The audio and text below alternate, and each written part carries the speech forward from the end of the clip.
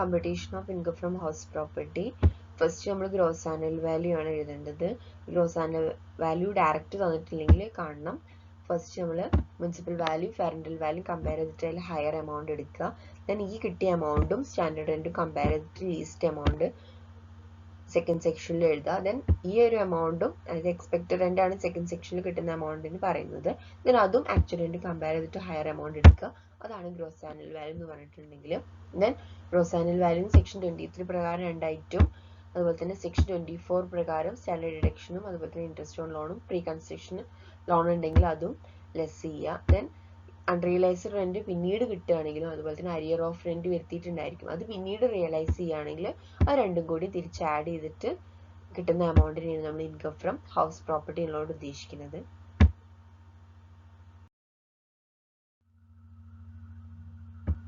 Next annual value calculate ചെയ്യാനുള്ള ഒരു question ചെയ്ത് നോക്കാം. Mr. Anil has 5 houses let out for residential purposes as follows. Amount in lakhs. 5 ഹൗസിന്റെ കാര്യം പറയുന്നുണ്ട്. അതിൽ മുനിസിപ്പൽ വാല്യൂ തന്നിട്ടുണ്ട്, fair and value, then standard rent തന്നിട്ടുണ്ട്, ആക്ച്വൽ റെന്റ്, മുനിസിപ്പൽ ടാക്സ്. ഇത്രയും ഡീറ്റെയിൽസ് ആണ് തന്നിട്ടുള്ളത്. അതിൽ നമ്മളോട് ചോദിച്ചിട്ടുള്ളത് ആനുവൽ വാല്യൂ കാൽക്കുലേറ്റ് ചെയ്യാനാണ്. ഫസ്റ്റ് നമ്മൾ ഗ്രോസ് ആനുവൽ വാല്യൂ കാണണം. ദെൻ അതിന്ന് എന്ത് ചെയ്യണം, സെക്ഷൻ 23 ലെസ് ചെയ്തിട്ടുണ്ടെങ്കിലാണ് ആനുവൽ വാല്യൂ കിട്ടുന്നത്. ഇവിടെ സെക്ഷൻ 23 പ്രകാരം രണ്ട് ഐറ്റമാണ് നമുക്ക് ലെസ് ചെയ്യേണ്ടത്, മുനിസിപ്പൽ ടാക്സും അൺറിയലൈസ്ഡ് റെന്റും. പക്ഷെ ഇവിടെ മുനിസിപ്പൽ ടാക്സ് മാത്രമേ ഉള്ളൂ, സോ നമ്മൾ ഒരൊറ്റ ഐറ്റം കുറയ്ക്കേണ്ട ആവശ്യം വരുന്നുള്ളൂ. ഫസ്റ്റ് നമ്മൾ എന്ത് ചെയ്യണം, ഗ്രോസ് ആനുവൽ വാല്യൂ കാൽക്കുലേറ്റ് ചെയ്യണം. ഫസ്റ്റ് നമ്മൾ ഹെഡിങ് കൊടുക്കുക, computation of annual value of let out houses of mister Anil. Then 5 ഹൗസസിന്റെ സെപ്പറേറ്റ് കോളംസ് ക്രിയേറ്റ് ചെയ്യുക.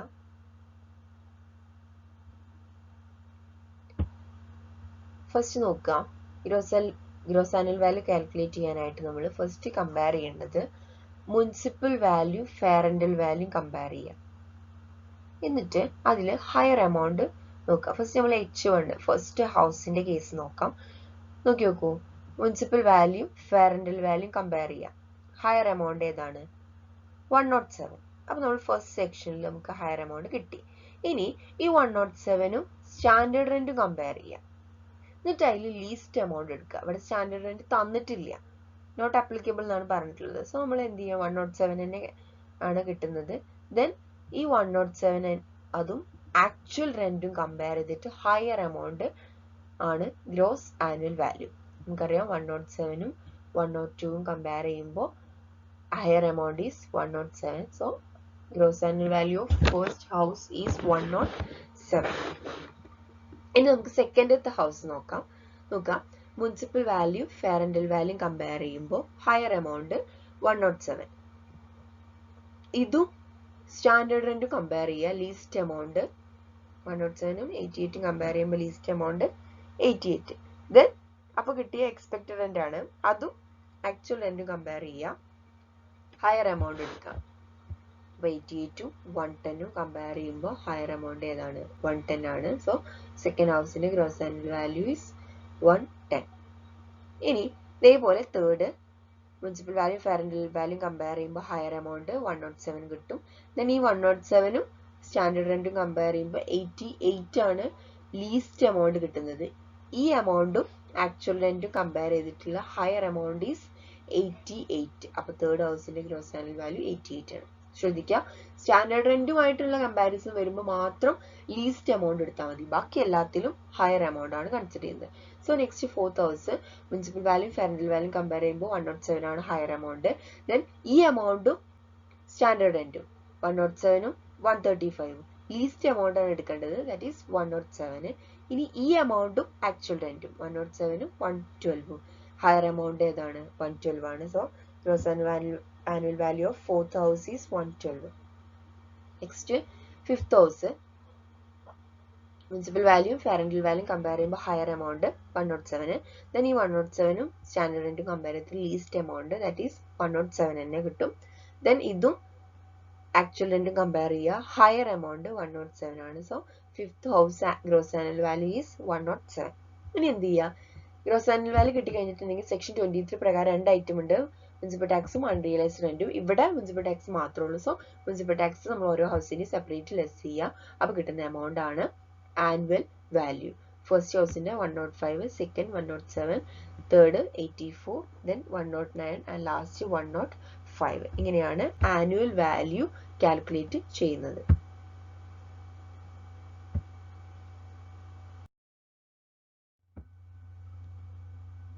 അൺറിയലൈസ്ഡ് റെന്റ് നമ്മൾ പറഞ്ഞു സെക്ഷൻ 23 പ്രകാരം 2 ഐറ്റംസ് ആണ് ലെസ് ചെയ്യാനുള്ളത്.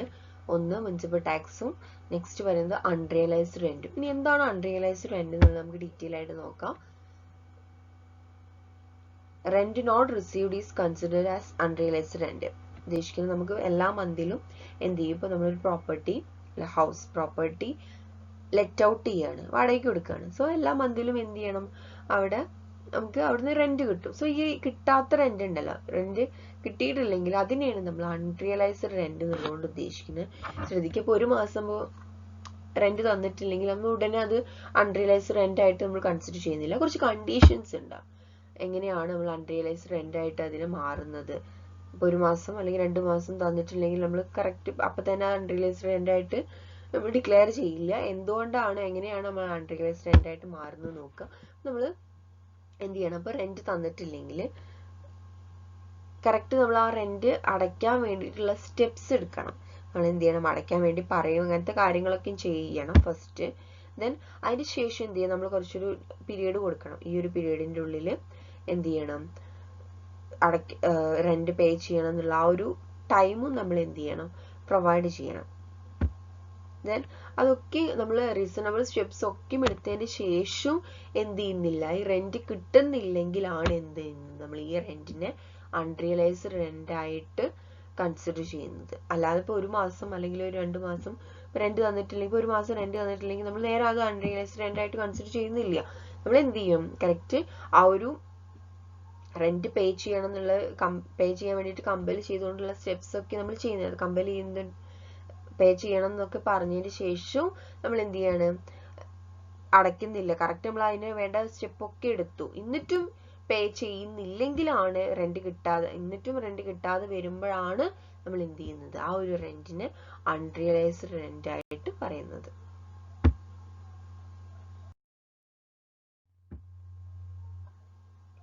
Next self occupied house. Income from house പ്രോപ്പർട്ടിയിൽ 2 ടൈപ്പ് ഓഫ് ഹൗസ് ആണ് വരുന്നത്. ഒന്ന് സെൽഫ് ഓക്യുപ്പൈഡ് ഹൗസും സെക്കൻഡ് വൺ ലെറ്റ് ഔട്ട് ഹൗസും. സെൽഫ് ഓക്യുപ്പൈഡ് എന്ന് പറഞ്ഞാൽ നമ്മൾ സ്വന്തം താമസത്തിന് വേണ്ടിയിട്ട് യൂസ് ചെയ്യുന്ന ഹൗസ്. ദെൻ ലെറ്റ് ഔട്ട് എന്ന് പറഞ്ഞിട്ടുണ്ടെങ്കിൽ നമ്മൾ ആർക്കെങ്കിലും എന്ത് ചെയ്യാണ്, വാടകയ്ക്കൊക്കെ കൊടുക്കില്ലേ, അതിനെയാണ് ലെറ്റ് ഔട്ട് ഹൗസ് എന്ന് പറയുന്നത്. ഈ സെൽഫ് ഓക്യുപ്പൈഡ് ഹൗസിന്റെ കേസ് നോക്കാം. House is occupied by the owner for his own residence, it is called self occupied house. ഒരു ഹൗസ് ഓണർ എന്ത് ചെയ്യണം, അയാളുടെ തന്നെ താമസ സൗകര്യത്തിന് വേണ്ടിയിട്ട്, അയാളുടെ സ്വന്തം ആവശ്യത്തിന് വേണ്ടി താമസത്തിന് വേണ്ടിയിട്ടാണ് യൂസ് ചെയ്യുന്നതെങ്കിൽ അതാണ് സെൽഫ് ഓക്യുപ്പൈഡ് ഹൗസ് എന്നുകൊണ്ട് ഉദ്ദേശിക്കുന്നത്. ഇനി സെൽഫ് ഓക്യുപ്പൈഡ് ഹൗസിന്റെ പ്രത്യേകത എന്താണെന്ന് വെച്ചിട്ടുണ്ടെങ്കിൽ, സെൽഫ് ഓക്യുപ്പൈഡ് ഹൗസിന്റെ ആനുവൽ വാല്യൂ നില്ലായിരിക്കും. നമ്മൾ നേരത്തെ പറഞ്ഞിട്ടുണ്ടായിരുന്നു ആനുവൽ വാല്യൂ കാൽക്കുലേറ്റ് ചെയ്യുന്നത് എങ്ങനെയായിരുന്നു. ഫസ്റ്റ് നമ്മൾ ഗ്രോസ് ആനുവൽ വാല്യൂ കാൽക്കുലേറ്റ് ചെയ്യും. എങ്ങനെ, municipal value, fair rental value, അതുപോലെ തന്നെ സ്റ്റാൻഡേർഡ് റെന്റും ആക്ച്വൽ റെന്റും ഒക്കെ കമ്പയർ ചെയ്തിട്ട് അതിന് സെക്ഷൻ 23 പ്രകാരം 2 ഐറ്റംസ് ഉണ്ട്, അൺറിയലൈസ്ഡ് റെന്റും അതുപോലെ തന്നെ മുനിസിപ്പൽ ടാക്സും ലെസ് ചെയ്തിട്ടാണ് നമുക്ക് ആനുവൽ വാല്യൂ കിട്ടുന്നത്. സോ സെൽഫ് ഓക്യുപ്പൈഡ് ആണ് ഹൗസ് എങ്കിൽ ഇതൊന്നും ചെയ്യേണ്ട ആവശ്യമില്ല, അവിടെ ആനുവൽ വാല്യൂ എന്താണ്, നില്ലാണ്. Next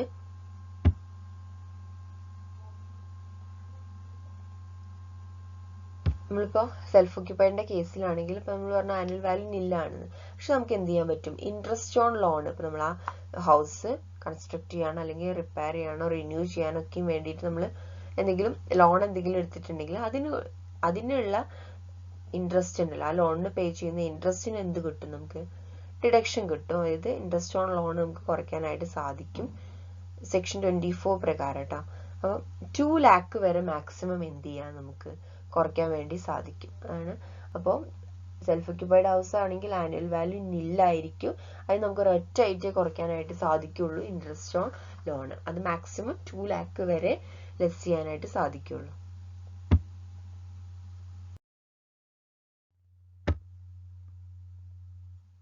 computation of income from house property. നമ്മൾ പറഞ്ഞു ഗ്രോസ് ആനുവൽ വാല്യൂ കാൽക്കുലേറ്റ് ചെയ്തിട്ട് അതിന്ന് സെക്ഷൻ 23 പ്രകാരം 2 ഐറ്റംസ് ലെസ് ചെയ്തിട്ടുണ്ടെങ്കിൽ, അതായത് അൺറിയലൈസ്ഡ് റെന്റും മുനിസിപ്പൽ ടാക്സും കുറച്ചിട്ടുണ്ടെങ്കിലാണ് ആനുവൽ വാല്യൂ എമൗണ്ട് കിട്ടുന്നത്. ഈ ആനുവൽ വാല്യൂന്ന് സെക്ഷൻ 24 പ്രകാരം 3 ഐറ്റംസ് ലെസ് ചെയ്തിട്ടുണ്ടെങ്കിലാണ് നമുക്ക് ഇൻകം ഫ്രം ഹൗസ് പ്രോപ്പർട്ടി കിട്ടുന്നത്. ഇനി ഏതൊക്കെയാണ് 3 ഐറ്റംസ് ഉള്ളത് നോക്കാം. ഓൾറെഡി ഫോർമാറ്റ് പറഞ്ഞപ്പോൾ പറഞ്ഞിട്ടുണ്ടായിരുന്നു. ഫസ്റ്റ് വരുന്നത് സ്റ്റാൻഡേർഡ് ഡിഡക്ഷൻ ആണ്. അത് ഫിക്സഡ് ആയിട്ടുള്ള എമൗണ്ട് ആണ്, പെർസെൻറ്റേജ് ആണ് 30%. നെക്സ്റ്റ് വരുന്നതാണ് ഇൻട്രസ്റ്റ് ഓൺ ലോൺ. അതും ക്വസ്റ്റ്യനിൽ തന്നിട്ടുണ്ടായിരിക്കും. നമ്മൾ ഹൗസിന്റെ കൺസ്ട്രക്ഷനോ റിപ്പയറിങ്ങിനോ റിന്യൂവലിനോ ഒക്കെ വേണ്ടിയിട്ട് എടുത്തിട്ടുള്ള ലോൺ ആണെങ്കിൽ അതിന് കൊടുക്കുന്ന ഇൻട്രസ്റ്റ് ആണ് സെക്കൻഡ് ആയിട്ട് ലെസ് ചെയ്യുന്നത്. തേർഡ് പറയുന്നത് 1/5 of interest for pre construction or pre acquisition period. Pre construction or pre acquisition പീരിയഡിൽ ഇൻട്രസ്റ്റ് 1/5 ഇൻട്രസ്റ്റ് ഓൺ ലോണിന്റെ 1/5 ആണ് കുറയ്ക്കുന്നത്. ഇനി എങ്ങനെയാണ് പ്രീ കൺസ്ട്രക്ഷൻ പീരിയഡ് കാൽക്കുലേറ്റ് ചെയ്യുക എന്നുള്ളതാണ്. പ്രീ കൺസ്ട്രക്ഷൻ പീരിയഡ് എന്ന് പറഞ്ഞിട്ടുണ്ടെങ്കിൽ the period from the date of borrowing to 31st March preceding the date of completion of the construction or the date of repayment of the loan whichever is earlier. ഉദ്ദേശിക്കുന്നത് നമ്മൾ ആ ഒരു loan എടുത്തിട്ടുണ്ട്, ഇപ്പോൾ റീകൺസ്ട്രക്ഷന് വേണ്ടിയിട്ട് അല്ലെങ്കിൽ റിന്യൂവൽ റിപ്പയറിങ്ങിനൊക്കെ വേണ്ടിയിട്ട് ഹൗസിന്റെ വേണ്ടിയിട്ട് നമ്മൾ എടുത്തിട്ടുള്ള ലോൺ. ഈ ലോണ് ബോറോ ചെയ്തിട്ടുള്ള ഡേറ്റ് അതുമുതൽ date of borrowing to date of completion of the construction, നമ്മൾ ഈ വർക്ക് കംപ്ലീറ്റ് ചെയ്ത ഡേറ്റ് ഉണ്ടായിരിക്കുമല്ലോ, ആ ഡേറ്റ് അല്ല ഉദ്ദേശിക്കുന്നത്. ആ ഡേറ്റ് വർക്ക് കംപ്ലീറ്റ് ചെയ്ത ഡേറ്റിന്റെ 31st മാർച്ച്. ഫോർ എക്സാമ്പിൾ ആയിട്ട് പറഞ്ഞിട്ടുണ്ടെങ്കിൽ നമ്മൾ 1st ഏപ്രിലാണ് ലോൺ എടുത്തെന്ന് കരുതാം. വർക്ക് കംപ്ലീറ്റ് ചെയ്യുന്നത് നെക്സ്റ്റ് മെയ്യിലാണെന്ന് കരുതാം. നമ്മൾ ആ വർക്ക് കംപ്ലീറ്റ് ചെയ്യുന്ന ഡേറ്റ് അല്ല എടുക്കുന്നത്. ഈ വർക്ക് കംപ്ലീറ്റ് ചെയ്യുന്നതിന് തൊട്ട് ബാക്ക് കിടക്കുന്ന 31st മാർച്ച് ഉണ്ടല്ലോ, അതാണ് നമ്മൾ കൺസിഡർ ചെയ്യുന്നത്. ആണ് date of borrowing to 31st March preceding the date of completion of the construction or the date of repayment of the loan which is earlier. അല്ലെങ്കിൽ correct loan full അടച്ചു തീർക്കുന്ന date ഉണ്ടല്ലോ, അത് ഏതാണോ ആദ്യം വരുന്നത് അത് തമ്മിലാണ് എന്ത് ചെയ്യുന്നുണ്ട്, കമ്പയർ ചെയ്യേണ്ടത്. ഫസ്റ്റ് എന്ത് ചെയ്യുക, ബോറോ ചെയ്ത ഡേറ്റ് അതവിടെ വയ്ക്കുക. പിന്നെ എന്ത് ചെയ്യുക, പിന്നെ 2 ഡേറ്റ് ആണ് നമുക്ക് കമ്പയർ ചെയ്യേണ്ടത്. ഒന്ന് എന്താണ്, വർക്ക് കംപ്ലീറ്റ് ചെയ്യുന്നതിന്റെ തൊട്ട് മുന്നത്തെ 31st മാർച്ചും അതുപോലെ തന്നെ ലോൺ ഫുൾ അടച്ചു തീർക്കുന്നുണ്ടല്ലോ ആ 2 ഡേറ്റും. ഈ 2 ഡേറ്റിൽ ആദ്യം വരുന്ന ഡേറ്റ് ഏതാണോ അത് മുതൽ ബോറോ ചെയ്ത ഡേറ്റ് തമ്മിലാണ് കമ്പയർ ചെയ്യേണ്ടത്. ഒരു ക്വസ്റ്റ്യൻ ചെയ്യുമ്പോൾ ക്ലിയർ ആയിക്കോളും.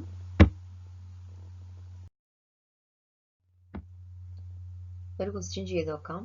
Mr. Thomas owns a house which is let out on a monthly rent of 4,000, municipal value 50,000, fair rental value 49,000, municipal tax 2,500. ഈ ലോണിന്റെ ഡീറ്റെയിൽസ് പറയുന്നുണ്ട്. He has borrowed 2 lakh at 12% for the construction of the house on 1st May 2016. Construction completed on 30th November 2018 and the loan is not repaid till 31st March 2020. Compute income from house property. ലോണിന്റെ dates നോക്കുക. 2 lakhനാണ് loan എടുത്തിട്ടുള്ളത്. 12% interest ആണ്. ഇനി കൺസ്ട്രക്ഷന് വേണ്ടിയിട്ടാണ് എടുത്തിട്ടുള്ളത്. So കൺസ്ട്രക്ഷന് വേണ്ടിയിട്ട് എടുത്ത ലോണിന് മാത്രമേ നമുക്ക് ഇൻട്രസ്റ്റ് ഓൺ ലോൺ ലെസ് ചെയ്യാനായിട്ട് സാധിക്കുള്ളൂ. അപ്പോൾ കൺസ്ട്രക്ഷന് വേണ്ടിയിട്ട് എടുത്ത് തന്നെയാണ്. കൺസ്ട്രക്ഷൻ അല്ലെങ്കിൽ റിപ്പയറിങ്ങിന് റിന്യൂവലിന് മെയിൻ്റനൻസിന് അങ്ങനെയൊക്കെ വേണ്ടിയിട്ടാണ് ലോൺ എടുത്തിട്ടുണ്ടെങ്കിൽ മാത്രമേ നമുക്ക് ലെസ് ചെയ്യാനായിട്ട് സാധിക്കുകയുള്ളൂ. സോ അതിന് വേണ്ടിയിട്ട് എടുത്ത ലോൺ തന്നെയാണ്. അപ്പോൾ നമുക്ക് എന്ത് ചെയ്യാൻ പറ്റും, ഡിഡക്റ്റ് ചെയ്യാനായിട്ട് പറ്റും.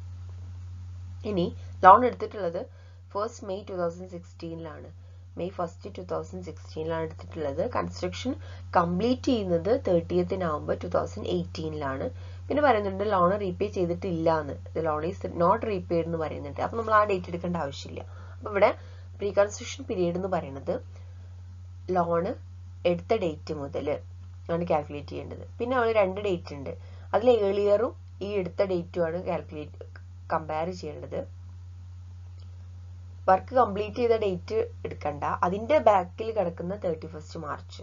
അപ്പോൾ നോക്കുക, 30th November 2018 വർക്ക് കംപ്ലീറ്റ് ആവുന്നത്. അപ്പൊ അതിന്റെ ബാക്കിലുള്ള 31st മാർച്ച് എന്ന് പറയുമ്പോൾ 31st March 2018 ആവും അല്ലെ. ആ ഡേറ്റും ലോണ് ഫുള്ള് അടച്ചു തീർക്കുന്ന ഡേറ്റും കമ്പയർ ചെയ്യുക. എന്നിട്ട് അതിൽ ഏർലിയർ ഏതാ വരുന്നത്, നേരത്തെ വരുന്ന ഡേറ്റും ലോണ് എടുത്ത ഡേറ്റും തമ്മിലുള്ള മന്ത്സ് ആണ് കാൽക്കുലേറ്റ് ചെയ്യേണ്ടത്. അപ്പൊ ഈ ഒരു ക്വസ്റ്റ്യനിൽ ലോണ് തിരിച്ചടച്ചിട്ടില്ല എന്ന് പറയുന്നുണ്ട്, ഫുള്ള് കംപ്ലീറ്റ് ചെയ്തിട്ടില്ല. അപ്പൊ നമ്മൾ ആ ഡേറ്റ് എടുക്കണ്ട. നമ്മൾ പിന്നെ എടുക്കേണ്ട ഡേറ്റ് ലോണ് എടുത്ത ഡേറ്റും ദെൻ വർക്ക് കംപ്ലീറ്റ് ആയതിന്റെ തൊട്ട് ബാക്ക് കിടക്കുന്നത് 31st മാർച്ചുമാണ്. അതായത് 1st May 2016 to 31st March 2018 ഉള്ള ഡേറ്റ് ആണ് എടുക്കേണ്ടത്. ആൻസർ ചെയ്ത് നോക്കാം. Computation of income from house property. First നമ്മൾ ഗ്രോസ് ആനുവൽ വാല്യൂ കാൽക്കുലേറ്റ് ചെയ്യുക. ഗ്രോസ് ആനുവൽ വാല്യൂ കാൽക്കുലേറ്റ് ചെയ്യാനായിട്ട് നോക്കുക. ആദ്യം municipal value fair rental value compare ചെയ്യാം. ഇവിടെ മുനിസിപ്പൽ വാല്യൂ തന്നിട്ടുണ്ട് 50,000, ഫെയർ റെന്റൽ വാല്യൂ 49,000. എത്രയാണ് കമ്പയർ ചെയ്യുമ്പോൾ ഹയർ എമൗണ്ട് നോക്കുക. ഹയർ എമൗണ്ട് 50,000 ആണ് അല്ലെ. ഇനി ഈ എമൗണ്ടും സ്റ്റാൻഡേർഡ് റെന്റും ആണ് കമ്പയർ ചെയ്യുന്നത്. ഇവിടെ സ്റ്റാൻഡേർഡ് റെന്റ് തന്നിട്ടില്ല, സോ അത് കമ്പയർ ചെയ്യേണ്ട ആവശ്യമില്ല. അപ്പൊ നമ്മൾ ഇതും ആക്ച്വൽ റെന്റുമായിട്ട് കമ്പയർ ചെയ്യുക. ഇവിടെ ആക്ച്വൽ റെന്റ് എന്ന് പറയുന്നത് 4,000 മന്ത്ലിയാ പറയണത്. അപ്പൊ നമ്മൾ അത് എന്ത് ചെയ്യേണ്ടി വരും, ഇയർക്ക് ആക്കേണ്ടി വരും. 4,000 into 12 ചെയ്യുമ്പോൾ 48,000 കിട്ടും. അപ്പൊ നോക്കുക, fair rental value municipal value compare ചെയ്യുമ്പോൾ ഹയർ എമൗണ്ട് ഇവിടെ എടുത്തു. ഇവിടെ സ്റ്റാൻഡേർഡ് റെന്റ് ഇല്ലാത്തതുകൊണ്ട് നമുക്ക് ലീസ്റ്റ് എമൗണ്ട് എടുക്കണ്ട. പിന്നെ നമ്മൾ ഇതും ആക്ച്വൽ റെന്റും ആണ് കമ്പയർ ചെയ്യേണ്ടത്. ആക്ച്വൽ റെന്റ് 4,000 into 12 ചെയ്യുമ്പോൾ 48,000 കിട്ടുന്നത്. അപ്പൊ 48,000 50,000. ഇതിൽ ഹയർ എമൗണ്ട് വരുന്നത് 50,000 ആണ്. അപ്പൊ 50,000 ആണ് ഗ്രോസ് ആനുവൽ വാല്യൂ ആയിട്ട് കൺസിഡർ ചെയ്യുന്നത്.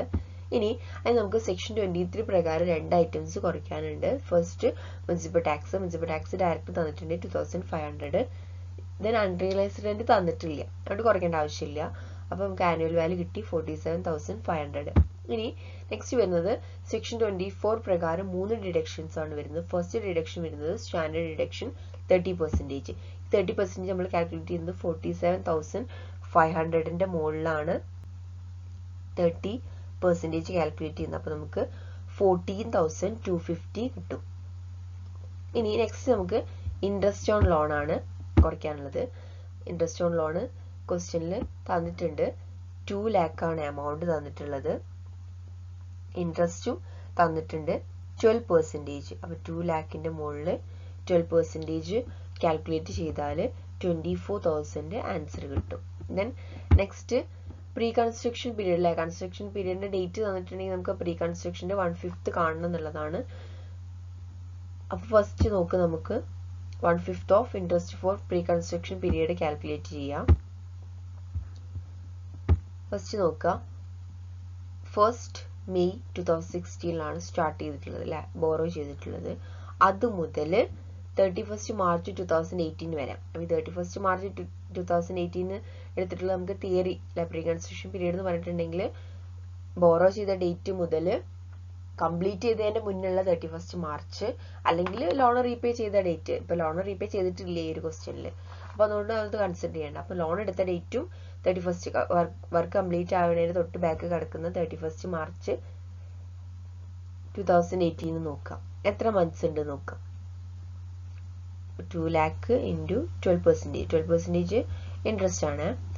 ഇൻറ്റു 23 മന്ത്സ് വരുന്നുണ്ട്. നോക്കി നോക്കുക, May 2016 മുതൽ March 31st 2018 വരെയുള്ള മന്ത്സ് ആണ് നോക്കുന്നത്.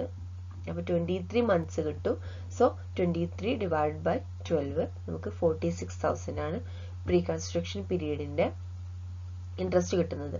ആ ഇൻട്രസ്റ്റ് ഫുള്ള് നമ്മൾ എഴുതില്ല, അതിന്റെ 1/5. അപ്പൊ 46,000ന്റെ 1/5 കിട്ടും. സോ 9,200 അത് ലെസ് ചെയ്തിട്ടുണ്ടെങ്കിൽ കിട്ടുന്ന ആൻസർ ആണ് ഇൻകം ഫ്രം ഹൗസ് പ്രോപ്പർട്ടി.